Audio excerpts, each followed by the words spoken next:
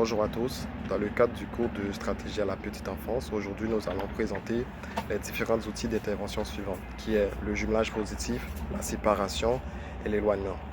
Donc en lien avec ces différents outils, nous avons une mise en situation avec trois enfants qui est Maxime en premier, Léon en deuxième et Mathias. Premièrement, Maxime qui est âgé de 4 ans, il est nouveau dans le groupe, il vient d'arriver. Cependant, Maxime respecte généralement bien les consignes. Il est presque toujours le premier à finir ses routines dans le local. Il est un peu timide.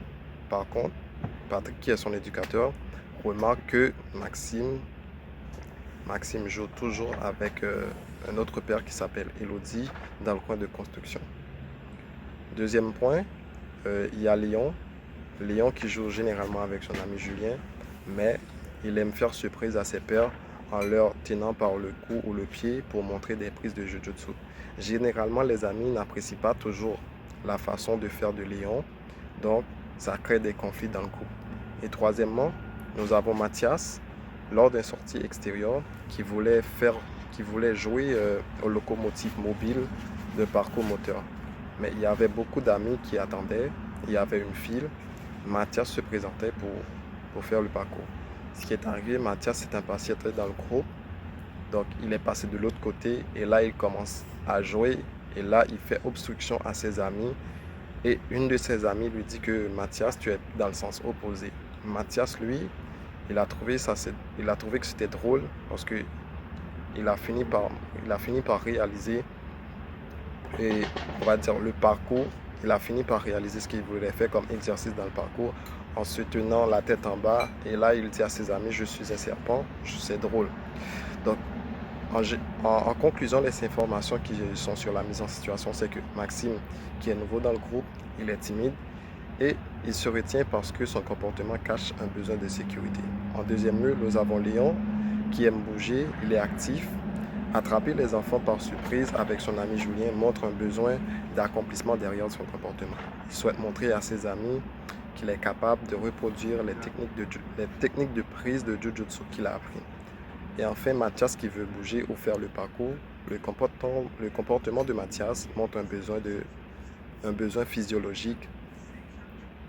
Donc, à la suite de cette vidéo, de cette capsule, je fais place à Grace qui va nous expliquer le reste du travail. Ok, qu'est-ce que le jumelage, la séparation et l'éloignement? Le jumelage, c'est un outil d'intervention qui consiste à mettre intentionnellement deux enfants du groupe dans le but d'une complémentarité de force ou dans le but de l'intégration de l'autre. Ça veut tout simplement dire que tu es dans un groupe, tu as un enfant plus autonome qu'un autre. Le fait de mettre les deux enfants ensemble va favoriser l'apprentissage par la modélisation de l'autre. Ça, c'est d'un. Si tu es un enfant qui est nouvel arrivant dans le groupe, il ne parle pas avec beaucoup de personnes, mais il y a un ami avec qui il a pu créer un lien d'attachement. Ça se peut, c'est parce que cet ami est le plus social, peut-être le plus connu du groupe. Le fait de jumeler les deux ensemble va permettre l'intégration plus rapide de ce nouvel enfant-là et sa participation même dans les activités. En ce qui concerne la séparation, c'est un outil d'intervention qui consiste à séparer deux enfants dont l'association est conflictuelle, dont la relation est conflictuelle ou alors perturbe le reste du groupe. Ça peut être deux enfants qui se disputent tout le temps, qui se chicanent tout le temps. On va les séparer. Ça peut être deux enfants, c'est l'heure de l'histoire. Il y a deux enfants qui n'arrêtent pas de crier pipi caca pète. On les a déjà prévenus 2 à 3 fois, ça n'arrête pas. Ça vaut la peine de les séparer pour la suite de l'histoire. En ce qui concerne l'éloignement, c'est un outil d'intervention qui consiste à éloigner un enfant d'un objet ou du groupe parce qu'il met en danger la sécurité du groupe ou alors pour qu'il retrouve son calme. S'il y a quelque chose à ajouter sur ces outils d'intervention, je dirais que l'avantage, par exemple, du jumelage, c'est que ça favorise les habiletés sociales. Ça favorise l'intégration d'un enfant dans le groupe, ça favorise le sentiment d'appartenance, la responsabilité, l'autonomie. la confiance en soi. La séparation vient favoriser un climat harmonieux du groupe. Ça vient favoriser de développer la relation avec d'autres pairs. Parce que oui, je t'ai plus avec Mathéo maintenant, je t'ai mis avec Luc. Tu vas apprendre c'est qui Luc, comment, et vous pouvez mieux vous entendre. Et ça permet une autorégulation des émotions. Ça va être pareil avec l'éloignement. L'éloignement va aider l'enfant à s'autoréguler, à recouvrer un calme et à maintenir la sécurité du groupe. Mais l'inconvénient de chacun de ces outils rencontre quand même des limites. La limite du jumelage, ça va être que ça va être que ça pourrait donner trop de responsabilité. On pourrait mettre trop de pression sur l'enfant modèle à qui on a associé l'autre. Ça pourrait être que l'enfant modèle aimerait plutôt être avec un autre ami, mais à chaque fois on le met avec cette nouvelle amie parce qu'il a besoin d'intégration, il est comme entre guillemets utilisé. Et puis l'éducatrice doit faire attention à ça. C'est pour ça que le jumelage, c'est pas un outil à forcément utiliser à long terme. La limite de la séparation, c'est que la séparation peut créer de la frustration entre les enfants et ça n'encourage pas à apprendre à gérer leurs conflits parce qu'ils sont séparés, non pas dans l'occasion de se pratiquer à la gestion des conflits. Et l'éloignement peut créer dans l'enfant un sentiment de rejet. Donc, ce sont tous des outils à utiliser, qu'on peut utiliser peut-être spontanément, qu'on peut utiliser à quelques fois pour maintenir le groupe calme, le groupe harmonieux, le groupe sécuritaire. Mais ça vaut la peine d'utiliser d'autres activités après, d'autres outils après. On va maintenant voir les objectifs, les contextes et les impacts de chaque situation. Vu que chaque enfant est unique et présente un comportement et besoins différents, bien évidemment que cette partie-là doit être également adaptée à chaque situation. Dans le cas de Maxime, par exemple, on a comme objectif général favoriser l'intégration sociale et l'aisance de Maxime dans les groupes afin qu'il participe davantage du jeu avec les autres enfants tout en demeurant confortable. On a deux objectifs spécifiques. Le premier, c'est participer activement à un jeu social encadré où Maxime sera engagé avec un père pour une durée de 5 minutes ou moins de fois par semaine dans un coin d'activité choisi, par exemple jouer au soccer ou dans le coin construction.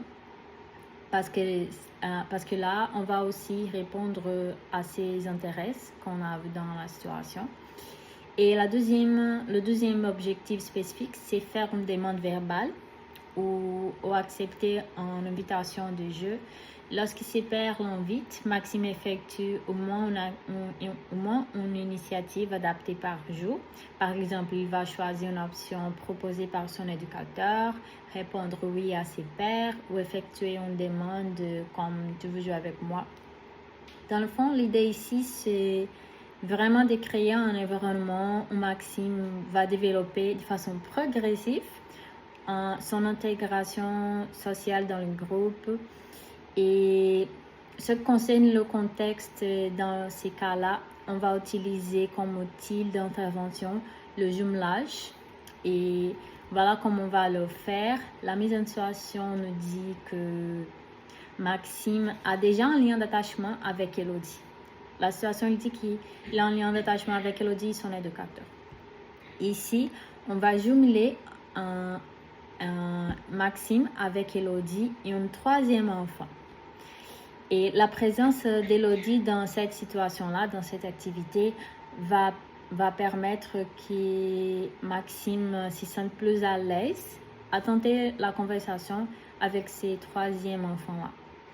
Et comme impact de cet outil chez Maxime, c'est le faire interagir davantage avec les autres enfants, tout en cherchant son développement d'appartenance et son intégration sociale, toujours de façon progressive. On va progresser à chaque activité, on va le répéter, on va l'observer et on va voir comment ça se passe, cette évolution-là. Et dans le cas de notre deuxième enfant qui s'appelle Léon, la situation dit qu'il a un besoin, la situation nous montre qu'il a un besoin très clair d'accomplissement.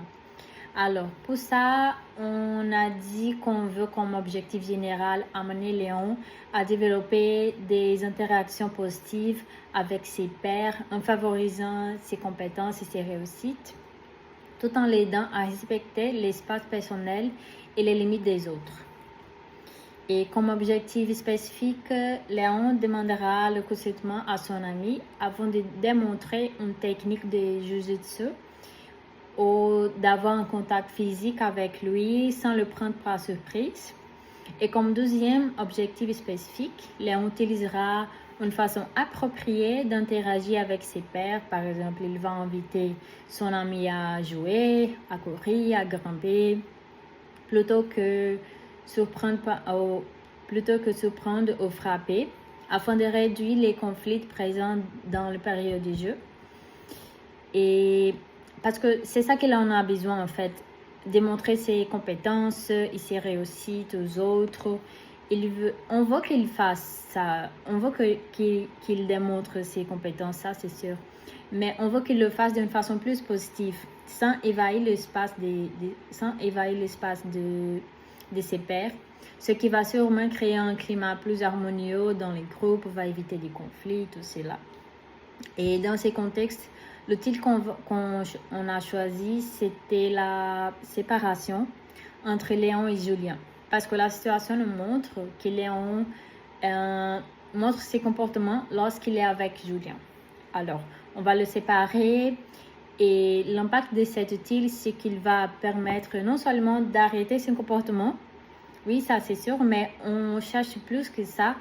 Ce qu'on cherche vraiment, c'est d'amener Léon à se calmer, à réfléchir, s'auto-réguler et lui directionner en autre activité qui peut également répondre à ses besoins et intérêts de montrer ses forces, montrer ses réussites, ses compétences à ses amis, mais d'une façon plus adaptée, plus positive.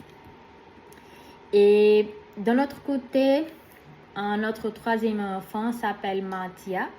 Il a un besoin physiologique, plus précisément besoin de mouvements, de bouger. Alors, on veut bien sûr toujours répondre à son besoin, mais voilà comme on a comme objectif amener Mathia à coopérer et interagir de façon positive avec ses pairs en répondant à son besoin de bouger par des moyens socialement appropriés afin d'assurer un climat harmonieux et sécuritaire à tous les groupes. Comme objectif spécifique, on dit que lorsque Mathia est dans le période d'attente, il choisira une stratégie adaptée proposée par son éducateur pour bouger son corps. Par exemple, il va faire des mouvements sur place, il va aider l'éducateur pendant qu'il attend son tour, plutôt que d'entrer dans le parcours sans attendre ou débloquer le passage des autres enfants. Deuxième objectif spécifique, Mathia respectera les instructeurs de façon sécuritaire en respectant les consignes de l'activité. Comme ça, on va répondre à son besoin, mais on va favoriser aussi un climat plus positif, respectueux et sécuritaire. Quant à l'outil utilisé, on a choisi l'éloignement, où Mathia sera éloigné du toboggan pour quelques minutes parce qu'il a été déjà averti par son éducateur, mais il continue son comportement perturbateur. Il met tout le monde en danger dans le module. Alors, comme impact, cet outil va arrêter momentanément le comportement, oui bien sûr, mais principalement il va lui permettre de se calmer, il va lui diriger en autre activité, tout en répondant à son besoin de bouger et respectant l'espace des autres. Et voilà, on a vu 3 situations où il est possible d'utiliser le jumelage, la séparation et l'éloignement. Et on vous remercie beaucoup pour votre attention. Au revoir.